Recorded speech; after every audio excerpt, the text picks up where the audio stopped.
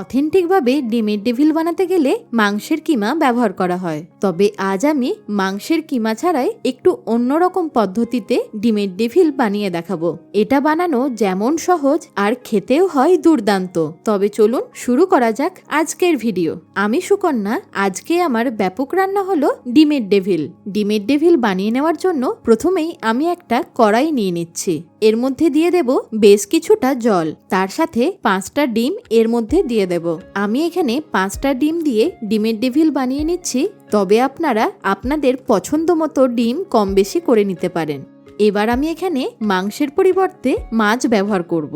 আমি এখানে 3টে কাতলা মাছের পেটি নিয়ে নিয়েছি, তবে আপনারা কাতলা মাছের পরিবর্তে রুই মাছ বা আর মাছ ব্যবহার করতে পারেন। মাছগুলোকে ভালো করে ধুয়ে নেওয়ার পর সামান্য ঘরোয়া উপকরণ দিয়ে এগুলোকে একটু ম্যারিনেট করে নেব। প্রথমেই দিয়ে দিচ্ছি 1/2 চা চামচ নুন, তার সাথে অর্ধেক লেবুর রস এর মধ্যে দিয়ে দেব। এবার এইগুলো দিয়ে মাছগুলোকে ভালো করে মাখিয়ে নিতে হবে। তবে আপনারা চাইলে এই সময় একটু রসুন বাটাও ব্যবহার করতে পারেন। আমি যেহেতু সেদ্ধ করার সময় রসুন ব্যবহার করব, তাই এখন আর রসুনের ব্যবহার করছি না। আমাদের অনেক সময় ফ্রিজে 2-3টে বাসি মাছ রয়ে যায়, সেই মাছগুলো খেতে তখন আর ইচ্ছে হয় না। তখন এইরকম ভাবে ওই মাছগুলোকে দিয়ে ডিমের ডেভিল বানিয়ে নিতে পারেন। এইদিকে ততক্ষণে ডিমগুলো আমাদের ভালোভাবে সেদ্ধ হয়ে গেছে। এবার ডিমগুলোকে তুলে নিয়ে সঙ্গে সঙ্গে বরফ জলের মধ্যে দিয়ে দেব। সেদ্ধ করে নেওয়ার পর এইভাবে যদি ডিমগুলোকে বরফ জল বা ঠান্ডা জলের মধ্যে দিয়ে দেওয়া হয়, তাহলে দেখবেন সুন্দরভাবে খোসাগুলো ছাড়াতে সুবিধা হবে। এবার মাছগুলো সেদ্ধ করে নেওয়ার জন্য এই একই কড়াইকে ভালো করে ধুয়ে নিয়ে এর মধ্যে দিয়ে দেব বেশ কিছুটা জল। মাছগুলোকে জলের মধ্যে দিয়ে দেওয়ার পর এর মধ্যে 3টে গোটা রসুন দিয়ে দিচ্ছি। আপনারা চাইলে এখানে অল্প একটু হলুদ গুঁড়ো ব্যবহার করতে পারেন। ফ্লেমটাকে মিডিয়ামে রেখে 4-5 মিনিটের মধ্যেই দেখবেন ভালোভাবে মাছগুলো সেদ্ধ হয়ে যাবে। মাছগুলোকে ভালোভাবে সেদ্ধ করে নেওয়ার পর এবার এগুলোকে একটা প্লেটের মধ্যে তুলে রাখতে হবে।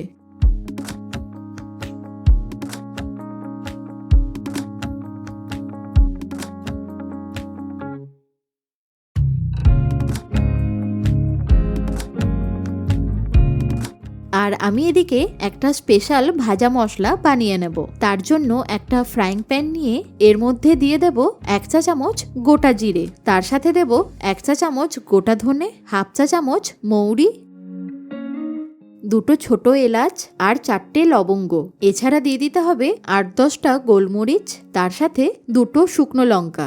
এবার ফ্লেমটাকে একেবারে লোতে রেখে এই মশলাগুলোকে একটু শুকনো খোলায় ভালো করে ভেজে নিতে হবে। চাইলে আপনারা অল্প একটু নুন এর মধ্যে ব্যবহার করতে পারেন। মশলাগুলোকে ভালো করে ভেজে নেওয়ার পর একটা প্লেটের মধ্যে ঢেলে নিয়ে এইগুলোকে একটু ঠান্ডা করে একটা পাউডার বানিয়ে নিতে হবে।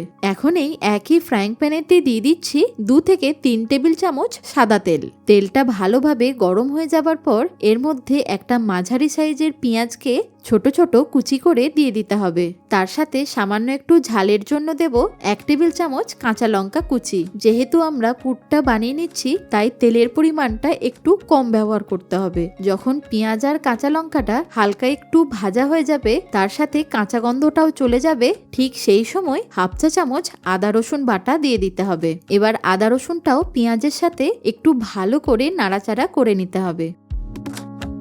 এবার রঙের জন্য দিয়ে দেব 1/2 চা চামচ হলুদ গুঁড়ো আর 1/2 চা চামচ কাশ্মীরি লঙ্কার গুঁড়ো। তার সাথে দিয়ে দিতে হবে স্বাদ মতো নুন। এছাড়া আরেকটু টেস্টটাকে বাড়িয়ে নেওয়ার জন্য দিয়ে দিচ্ছি 1/2 চা চামচ আমচুর পাউডার। এর সাথে দিয়ে দিচ্ছি 1/4 চা চামচ বিট নুন বা ব্ল্যাক সল্ট। এবার আমরা যে আগে থেকে ভাজা মশলাটাকে বানিয়ে রেখেছি, তার মধ্যে থেকে 2 চামচ কি 2.5 চামচ ভাজা মশলা এর মধ্যে দিয়ে দেব। তার সাথে স্বাদটাকে ব্যালেন্স করার জন্য দিয়ে দিচ্ছি 1 চা চামচ চিনি। এই সব মশলাগুলোকে এবার হালকা করে একটু ফ্রাই করে নেব।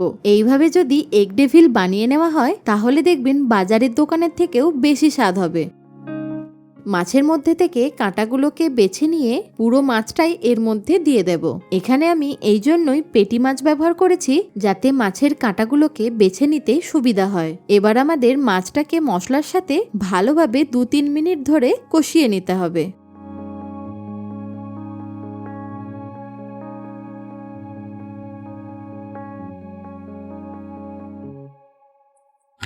ভালো করে 2-3 মিনিট ধরে মাছটাকে মশলার সাথে কষিয়ে নেওয়ার পর এর মধ্যে বাইন্ডিং এর জন্য দিয়ে দিচ্ছি আগে থেকে সেদ্ধ করে রাখা 2টো মাঝারি মাপের আলুগুলোকে আমার মতো এইভাবে হাতে করে ভেঙেও দিতে পারেন অথবা একটা গ্রেটারের মাধ্যমে গ্রেট করেও দিতে পারেন। এবার মাছের মশলার সাথে আলুটাকেও ভালোভাবে মিশিয়ে নিতে হবে। আপনারা চাইলে এখানে অল্প একটু কিশমিশ বা কাজুও ব্যবহার করতে পারেন। গ্যাসের ফ্লেমটাকে একেবারে লোতে রেখে মশলার ভেতরে যে ময়েশ্চারটা আছে সেটা ভালোভাবে শুকিয়ে নিতে হবে। এই মশলার স্বাদটাকে আরেকটু বাড়িয়ে নেওয়ার জন্য এর মধ্যে দিয়ে দিচ্ছি 1 মুঠো ধনেপাতা কুচি। এরকম একটু ধনেপাতা কুচি দিলে দেখবেন এর স্বাদটা আরো বেড়ে যাবে। তার সাথে চাইলে আপনারা অল্প একটু গরম মশলার গুঁড়ো ব্যবহার করতে পারেন। যখন দেখবেন মশলাটা এইরকম ভাবে ফ্রাইং প্যান থেকে উঠে আসছে তখনই বুঝতে হবে মশলাটা একদম পারফেক্ট ভাবে তৈরি হয়ে গেছে। এবার এই পুরটাকে একটা থালার মধ্যে ঢেলে নিয়ে স্প্যাচুলাটা দিয়ে এইভাবে চারিদিকে একটু চাড়িয়ে দিচ্ছি, তাহলে দেখবেন তাড়াতাড়ি ঠান্ডা হয়ে যাবে। আমাদের এই পুরটা তৈরি হয়ে যাওয়া মানে 70% কাজ কমপ্লিট হয়ে যাওয়া। এবার একটা বাটিতে নিয়ে নিচ্ছি 2 টেবিল চামচ কর্নফ্লাওয়ার। আমি এখানে কর্নফ্লাওয়ারের স্ল্যারি বানিয়ে নিচ্ছি, তবে আপনারা চাইলে কর্নফ্লাওয়ারের পরিবর্তে ডিম ব্যবহার করতে পারেন।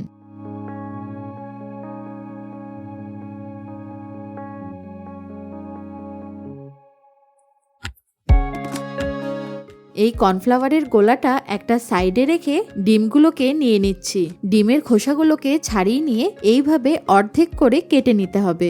এবার এর ওপরে অল্প একটু গোলমরিচের গুঁড়ো, তার সাথে সামান্য একটু বিট নুন ছড়িয়ে দেব। এইভাবে দিলে ডিমের মধ্যে নুনটা ভালোভাবে লেগে যাবে। এতক্ষণে আমাদের পুরটাও ভালোভাবে ঠান্ডা হয়ে গেছে। এবার অল্প করে পুর নিয়ে এইভাবে হাতে করে একটু গোল করে নিতে হবে।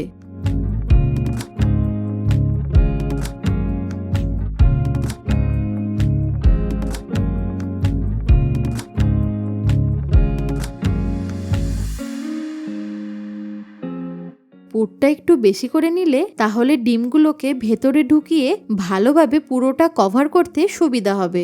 এরপর একটা আলুর পুর নিয়ে এইভাবে আঙুলে করে চেপে মাঝখানটা একটু গর্ত করে দিতে হবে। এবার একটা হাফ ডিম এইভাবে ভেতরে ঢুকিয়ে ভালোভাবে পুরোটা কভার করে দেব।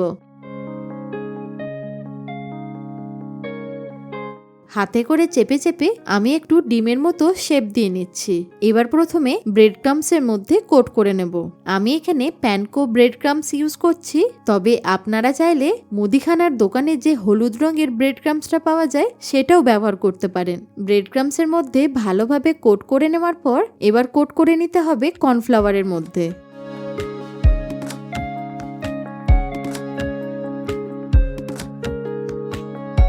এরকম ভাবে 2 বার কোট করে নেব। আমি 2 হাতে করে চেপে চেপে কোট করে নিচ্ছি যাতে কোটিংটা সুন্দর হয়। এই একইভাবে বাকি ডেভিলগুলোকেও বানিয়ে নেব।